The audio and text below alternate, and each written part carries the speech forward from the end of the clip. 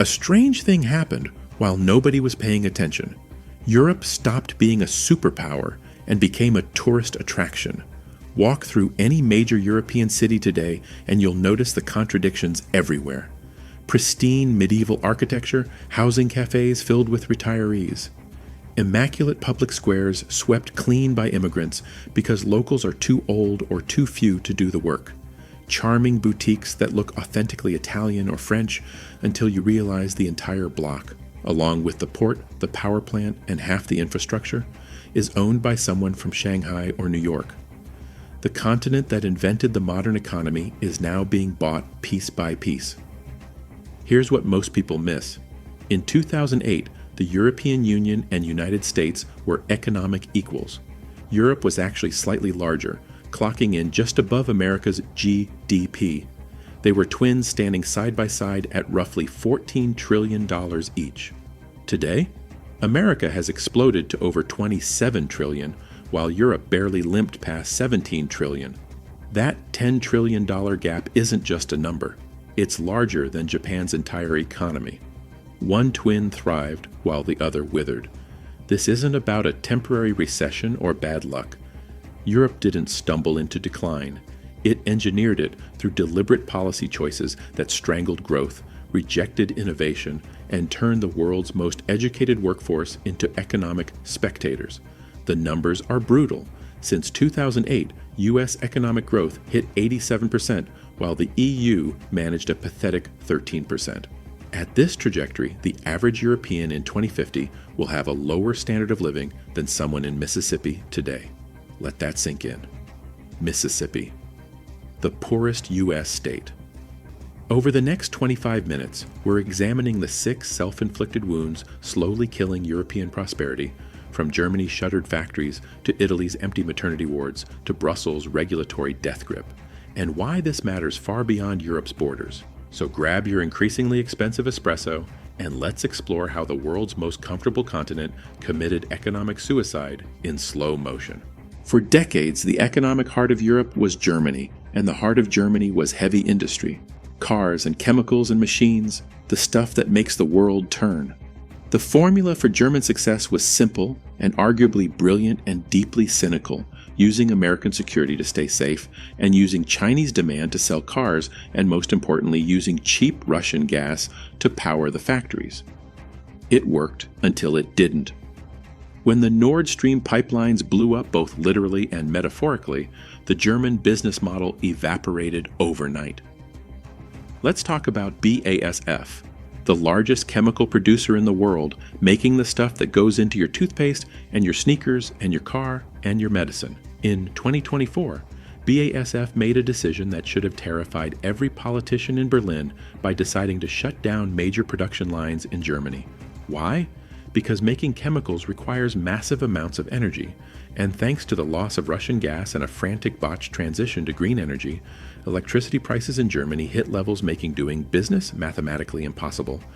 Instead of staying in Germany, BASF is dropping $10 billion to build a new megasite in Zhanjiang, China. Think about the irony here, where Germany, a country that prides itself on human rights and environmental standards, is forcing its own companies to move to China, a country that burns coal like it's going out of style just to stay solvent.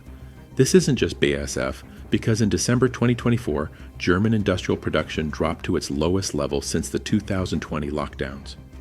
We're seeing the hollowing out of European industry, and here's where the dark humor kicks in.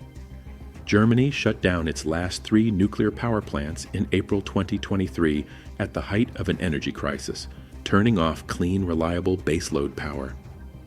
What did they do to keep the lights on?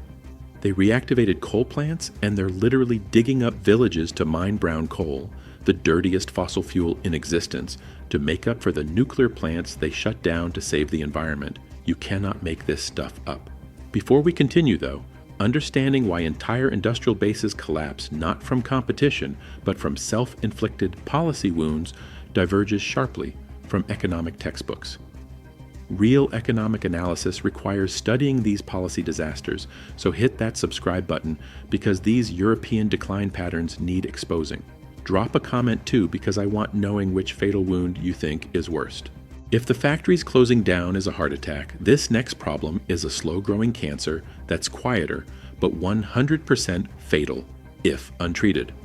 Let's take a trip to Italy with its beautiful food and great wine, and absolutely no babies. In 2024, Italy's birth rate hit a historic low of 1.18 children per woman. And to put that in perspective, a population needs a rate of 2.1 just to replace itself, where anything below 1.5 is considered a demographic emergency.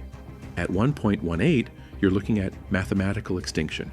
Imagine you're a 25-year-old Italian named Matteo who just graduated with a degree but can't find a job because the economy is stagnant. You live with your parents because rent is insane, but here's the kicker. The Italian state expects you, Matteo, to pay for the pensions of the massive generation of retirees above you. Europe's pension systems are largely pay-as-you-go, meaning there's no vault of gold where your grandma's money is stored, and the money grandma gets this month comes directly out of Matteo's paycheck this month. In the 1960s, there were 4 workers for every retiree, making the burden light. By 2050, in countries like Italy and Spain, there will be fewer than 2 workers for every retiree, so do the math. If 2 people have to pay for the full living expenses and health care and pension of a third person, plus their own expenses, plus the taxes to run the government, what happens? Taxes go up massively. And when taxes go up on labor, what does Matteo do? Does he stay and pay 60% of his income to support a system that will be bankrupt by the time he retires? No, he moves to the US or Australia or Switzerland. This creates a death spiral where young people leave and the tax base shrinks, and the government raises taxes on the few young people remaining to cover the gap, which makes more young people leave. We're already seeing this because in 2024 there were fewer than 370,000 births in Italy, the lowest number since the country was unified in 1861. And the political reality makes it worse because who votes in Europe? Old people. If a politician says we need to cut pensions to save the economy, they lose the election by a landslide. And if a politician says we need to bring in millions of immigrants to fix the ratio, they trigger a cultural backlash and lose the election. So they do nothing, borrowing money to pay the pensions and kicking the can down the road until the road ends, and folks were reaching the cliff. We're only 2 points in, and we've already deindustrialized Germany and depopulated Italy, but surely Europe has a plan for the future, building the next Google and the next Nvidia and the next AI giant to save them. Oh, you sweet summer child. Here's a quick pop quiz. Name a European smartphone. Nokia's dead and Ericsson's dead. Name a European search engine. Exactly. Name a European social media network. And if you said Mastodon, you're technically correct, but you're also a nerd and nobody invites you to parties. The harsh reality is that the modern economy is digital, and Europe is effectively a digital colony of the United States. Look at the Magnificent Seven: Apple and Microsoft and Google and Amazon and Nvidia and Meta and Tesla. The combined market capitalization of these 7 American companies is larger than the entire stock markets of the UK and France and Germany and Italy combined, meaning 7 companies are worth more than the industrial output of the Renaissance. Why? Because Europeans aren't smart? Of course not, since the web was invented at CERN in Switzerland, and DeepMind, the AI lab, started in London. The talent is there. The problem is that Europe has decided to become the world's regulatory superpower. There's an old joke in global business. The United States innovates, China replicates, Europe regulates. While Silicon Valley was pouring billions into artificial intelligence, the European Union was busy writing the AI Act, a massive, comprehensive set of laws to police AI before they even had a successful AI company to police. It's like writing a rule book for a Mars colony before you've even built a rocket. This fragmentation means European startups rarely get big enough to compete because they hit a glass ceiling. And when they finally do get big, they get bought by Americans. DeepMind bought by Google, Skype bought by Microsoft, Booking.com owned by an American holding company. Europe is becoming an incubator for American corporations where they grow the talent and then the US harvests it. In 2008, Europe had 30% of the world's top 100 companies. Today, it has less than 14%, and the future is being built in San Francisco and Shenzhen, while Europe just watches it happen on an iPhone designed in California and assembled in China. If you want to know the truth about an economy, don't listen to what politicians say, but watch where the money goes. Money has no patriotism and only cares about returns. And right now, money is fleeing Europe like it's the Titanic. Americans are obsessed with the stock market, where 58% of American households own stock. In Germany, it's about 18%, and because Europeans don't invest in stocks, European companies don't have a deep pool of money to draw from when they want to grow. Let's say you have a great idea for a biotech company in Berlin needing $100 million to build a factory. In Europe, the banks will ask for collateral, while the venture capitalists will offer you $5 million and ask for 40% of your company. So what do? You go to New York. Even European companies don't want to be European companies anymore. Spotify is Swedish, but trades on the New York Stock Exchange. BioNTech, who made the Pfizer vaccine, is German, but trades on the NASDAQ, and Birkenstock, the sandal company, is German, but trades on the NYSE. This is a vicious cycle where European investors see low returns in Europe, so they invest in US funds, and European companies see no money in Europe, so they move to the US, and the US economy grows faster because it has all the capital. The irony is palpable because even the Norwegian Sovereign Wealth Fund, the largest pile of cash in Europe built on oil money, invests the vast majority of its equity portfolio in the United States. Europe is effectively funding its own decline by sending its savings to America to fuel American innovation, which then sells products back to Europe. It's financial cuckoldry on a continental scale. Energy is the master resource and the currency of physics. If energy is cheap, life is good, but if energy is expensive, life is hard. And Europe decided to play a game called "Let's see how hard we can make life." For the last 20 years, Europe has led the world in the green transition and credit where credit is due. They've reduced emissions, but the way they did it was economically catastrophic. Here's the strategy Europe chose. Shut down reliable nuclear plants, especially in Germany and Belgium, ban fracking for natural gas unlike the US, build massive amounts of wind and solar, and rely on cheap Russian gas as the backup for when the sun doesn't shine and the wind doesn't blow. You see the flaw in the plan, right? Step 4 relied on Vladimir Putin being a nice, reliable partner. When Russia invaded Ukraine, the illusion shattered. Energy prices in Europe spiked to 10 times the average in the United States. And while American factories were enjoying cheap domestic natural gas thanks to the shale revolution, European factories were paying ransom prices for LNG shipped in on tankers, often from the US. In 2023 and 2024, European industry paid roughly 3 to 4 times more for electricity than their competitors in the US and China. You cannot compete with that because it doesn't matter how efficient your workers are. If your electricity bill is triple your competitors, you lose. Europe bet the farm on a specific vision of the future where the world plays by rules and trade is free and Russia is friendly.